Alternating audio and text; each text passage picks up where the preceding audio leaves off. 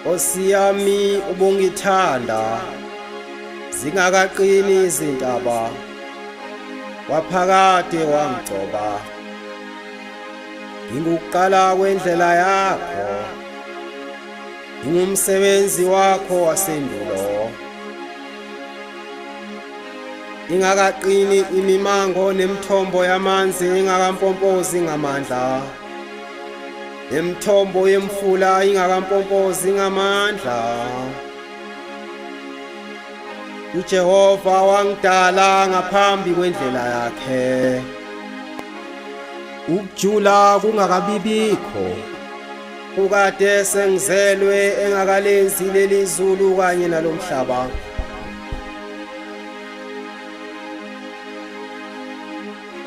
Nelanga lingakakhanyi emkhathini waleli zulu, nenyanga ingakakhanyi emkhathini walomhlaba. Bekade sengizelwe, ngingumsebenzi wakhe wasendulo. Ngingukuqala kwendlela yakhe, ngingukuqala kwendlela yakhe.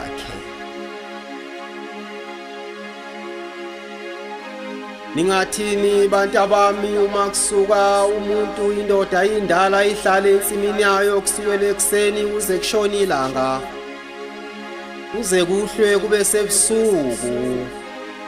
Makufika umuntu ethi uhlaleleni lapha, izinyoni ezidla amabele asekho sezilele, nemfuyo seyivalelwe ezibayeni.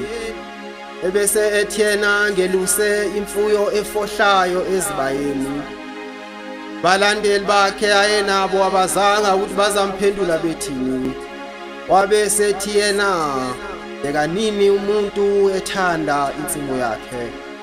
Wathi bantu bami, engabe sengihambile nami, kepha ngilamula impi yelwayo emkhathini, kubangwa isidumbu sami njengoba sengizohamba. AbakwaZulu nabasesilungwini, AbakwaZulu bafuna isidumbu sami siyongcwatshwa kibo, nabasesilungwini ekuphakameni bafuna siyongcwatshwa kibo. Wathi sengiyahamba abantu bami, ngiya kuNkulunkulu lona owangibizayo ukuba ngize kule nkonzo. Ngilindele ukuba uNkulunkulu wangibeke noma kuphi lapho athanda khona, noma elangeni noma enyangeni, noma emkhathini noma esibhakabhakeni, noma empumalanga noma entshonalanga, noma enyakatho noma eningizimu, noma kuphi lapho athanda khona, noma emzini wakhe omunye awuthandayo. Kepha yinye into engimyalo ngayo bantu bami, nibobuka isikhathi umphefumulo wami ophume ngaso enyameni, niphinde nibuke isikhathi eningifake ngaso ethuneni.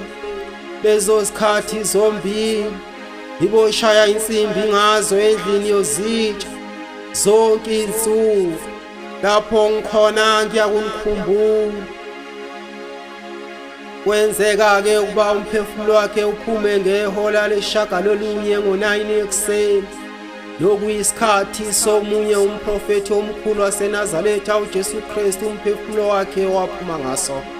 Kwenzeka ukuba ethuneni afakwe ngehora lesithupha ntambama. Kwakuhloswe ukuba afakwe ngabo-2, 3, kepha ithuna laphuma alaze lambeka.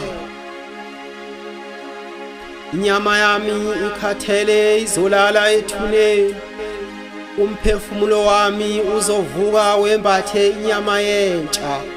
Kwaphakade bengizelwe, nanini ngiyakuba khona. uShembe wasezulwini akuye owasemhlabeni. uShembe akafi. uShembe into yokuqala, into yokugcina futhi. Yiwo amazwi eNkosi lawo eyawasho uma ngezinsuku zokugcina isivalelisa, uma isizokwemuka kulomhlaba, nokwaba into ebuhlungu kakhulu emhlabeni. Nebala hamba kahle sizukulwane sawo Mzazela, sawo Sokhabuzela, sawo nyathikazi, sawo nhliziyo, sawo mayekiso, nebala usikhumbule uThixo lapho akubeke khona, kundoda engaziwa, u3F Langa. Usefanele ukubongwa, akabongwe omthala wezinsuku. Itholela kithi kwanontanda abathakathi elifohla imvalo lemgoqwane yakwanontanda abathakathi, ngoba lizwa izwi lombizayo undaba. Sasuka entabazwe sajubalala sakweliphezulu, sathi masikweliphezulu saba nemfunga, safungasela sawela emthandeni emsini wamakhosi kwamaphumulo.